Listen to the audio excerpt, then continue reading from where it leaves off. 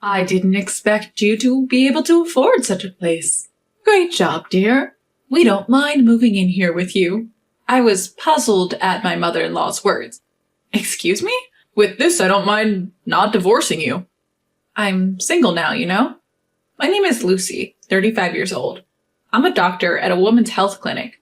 I live 15 minutes drive away from my workplace in a nice apartment complex, where I live with my husband, William, and his parents. I married William 5 years ago. At that time, he told me, "If we get married, we'll have to live with my parents. I'm an only child, and I have to take care of them." I knew from the time I was dating William that he was an only child, and I was prepared to live with that, so I replied, "Of course, that's not a problem." So, when I married William, we rented a slightly larger apartment and started living with his parents. When we first started living together, his parents told me, "You're a doctor, Lucy. It must be busy, right? Your father-in-law and I will take care of the household chores and the other things. Just focus on your work." They took care of all the cooking, cleaning, and other chores. Thanks to that, I was able to concentrate on my work. I thought the same was true for William. But half a year later, that drastically changed. Suddenly, William quit his job. Startled, I asked him, "What happened? Why did you quit?" Then, William said, "Well, I think I've done enough. I want to quit here to take a break, and then start again. Plus, even if I quit, we won't have trouble making ends meet with your earnings." Why would you do something like this without discussing it with me? You can't guarantee that you'll find another job, right? What if something happens to me? "There's no point in saying things like that. We have savings, so we'll be fine." Fine, but then the one who stepped into the conversation was my mother-in-law. "Now, don't be so hard on him, Lucy. William has been working hard so far, so he deserves a little break, don't you think? All you have to do is make up for his absence by working harder." Her words left me speechless. I had also been working hard, and how on earth was it fair to suggest that I should work even harder while William took a break? That's ridiculous. It's not like William was the only one having a tough time. At my words, my mother-in-law's face changed. Suddenly, she raised her eyebrows and said, "Now, let me tell you something, Lucy.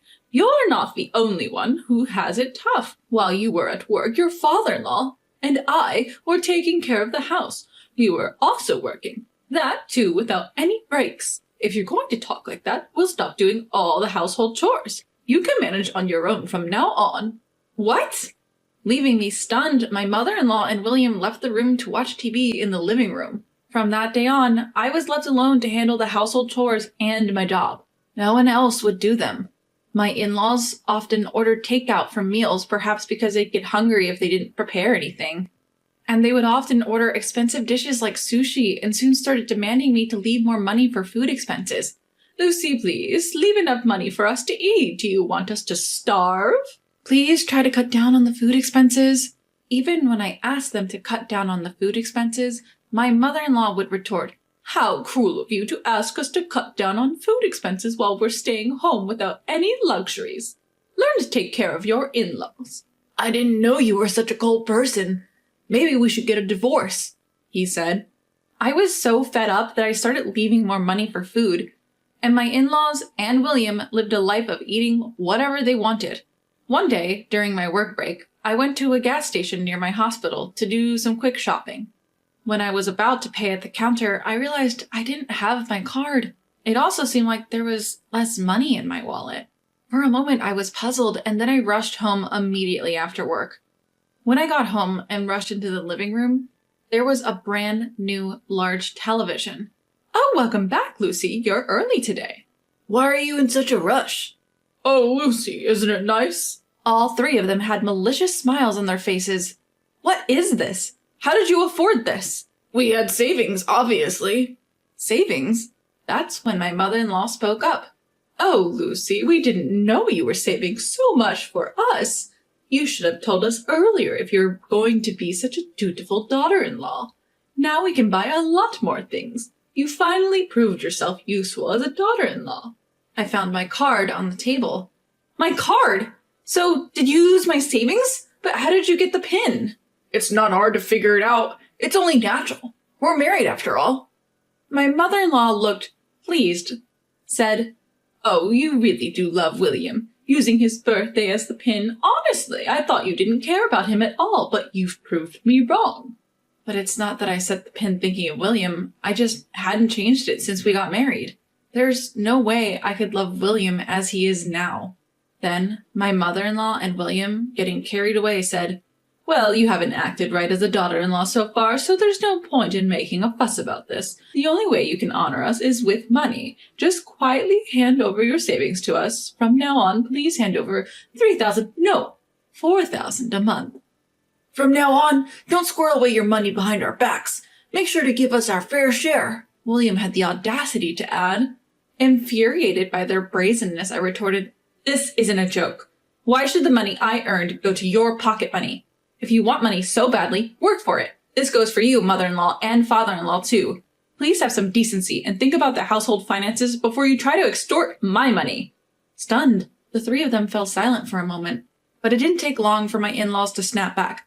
"What an insolent daughter-in-law you are. Is that how you address your mother-in-law? We can't sense any gratitude. We don't need a daughter-in-law like you for anything other than money."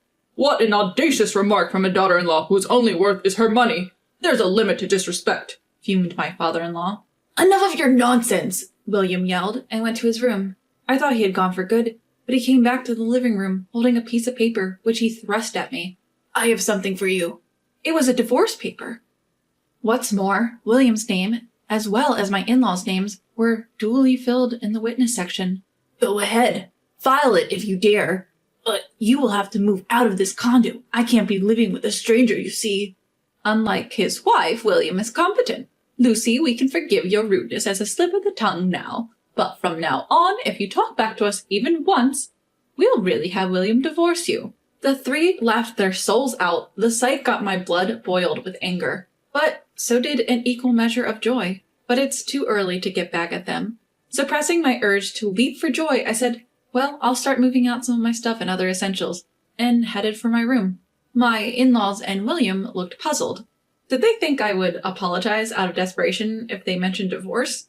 What a naive thought. The divorce papers even had a signature on them. I quickly packed up my valuables and said, "I'll be leaving now. Please don't come to me even if you are in trouble." With that, I left my condo.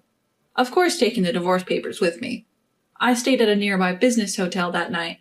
I canceled the card William had used online. When I checked my balance, the card, which once had over $10,000, only had $3,000 left. I really wondered what they had spent so much money on. My savings are not limited to that account. Just in case, I have ample savings in 2 other accounts as well. While it hurt to have $7,000 spent, I thought it was inevitable if it meant cutting ties with that family. And the next day, I went to the city office first thing in the morning and filed the divorce papers. The divorce papers were accepted, and when I checked my family register certificate just to be sure, I was indeed divorced. Finally, I had cut ties with that mother and son. While I wanted to jump out of joy, there were still things that needed to be done. I went to a real estate agency and took care of 2 matters.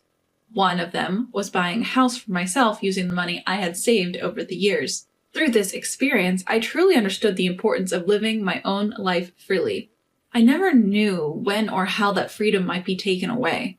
I realized how important it was to take immediate action when I wanted to do something. So, I bought a new, single-story house, with its spacious living room, a practical system kitchen, and a walk-in closet. Everything was mine. I bought all the furniture that day and moved what I could into the house. The next 3 days were spent shopping. While it was hard to get everything I needed, it was the most fun I'd had in a long time. Replacing everything with new items required a substantial amount of money, but I thought it was a worthy expense for a new start. A few days later, around 8 p.m., my doorbell rang. I was in the middle of dinner and wondered who could be calling at this time. When I checked the intercom, there stood William, my former mother-in-law, and my former father-in-law, a sight that was almost nostalgic. I knew they'd come. With that, I went to the door and opened it. William immediately confronted me with great force. "Hey, what the hell are you thinking? Moving out without telling anyone is crazy." At that, my former in-laws tried to calm him down. "William, calm down. We said we would complain after we've calmed down. Remember, right, dear?" "That's right. Look, isn't it a good house? It looks more spacious and comfortable than our current condo. As they said this, the three of them barged into my house without permission. Wait a minute. Don't just barge into my place. I tried to stop them, but... Shut up. This is our house. What's wrong with us coming in? With that, the three of them went ahead and entered my house. The furniture is not to my taste, but the overall build is decent. I admit, it might be more comfortable than our current condo. I didn't expect you to be able to afford such a place. Great job, dear. We don't mind moving in here with you. Excuse me? We're telling you that we approve this condo. That we'll live here with you. We might even forgive your previous impotence. You're pretty low level as a daughter-in-law, but we could appreciate your thoughtfulness of preparing this place for us. I wonder if William would be satisfied with this. I guess I can forgive this. I don't mind staying married to you if we can live here. Excuse me? Who's your wife? And who's not getting divorced? Unsure of my question's intent, the three exchanged glances. I'm not married, you know. I'm single. Silence filled the room. Rather than being stunned, the three seemed to not understand the meaning of my words. Huh? What nonsense are you spouting? You think you can get away with all the disrespect you showed us? I shoved the divorce certificate right into William's stunned face. His and my in-laws' faces changed color upon seeing it. Lucy, how dare you do such a thing without consulting us? Do you think you'll be forgiven? Yep, I did. You gave it to me for that purpose, didn't you? Lucy, how dare you do such a thing without consulting us? Do you think you'll be forgiven? What do you mean forgiven? Your names were also clearly written on that divorce notice, weren't they? Writing your names there means you've made a decision, right? You were the ones who prepared the divorce papers in the first place, weren't you? William clearly told me to file it if I could, so I did. What's the problem? At that, the three kept their mouths shut, with red faces. I decided to press further. By the way, you're the ones who kicked me out. You seem to have forgotten, but the condo you guys live in right now is under my name. Now that we're strangers, I have no need to keep that contract, so I've canceled it. If you don't leave within a week, you guys will be evicted out of that place. You... Their fiery red faces quickly turned pale, and then I launched my final attack. I held my phone and made a call. Oh, hello, I'm sorry, but there are 3 people who forced their way into my house. Yes, I have trespassers here. Please come immediately. The address is...